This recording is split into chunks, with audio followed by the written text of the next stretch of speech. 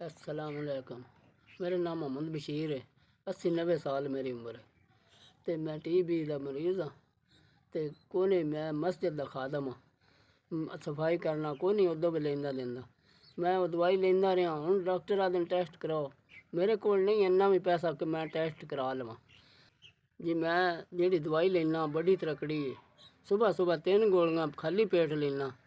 तो डॉक्टर दसते हैं कि गोश्त खा, अंडा खा, सेब खा। तो मैं माड़ा बंदा मैं कितों लिया सकना। तो हूँ तो मैं दे कमज़ोर हो गया जी। डॉक्टर हूँ टेस्ट दसे वो 5-6 हज़ार का होंगे। वो मैं गरीब बंदा मैं कितों लवां। तो मैं बड़ा बीमार होया जाना वादा टेस्ट नहीं देने तई होने उन्हें तई दवाई जी है मैं नहीं देनी। मेरे पुत्रों तुहाडा गल्ले मैंने 4,000 रुपया मिल गया। भला होवे अल्लाह तुहानू चोखा चोखा देवे ते तुहाडा संग भी जिउण ते अल्लाह चोखा तुहानू देवे। ते मैं TB दे टेस्ट करा लांदा।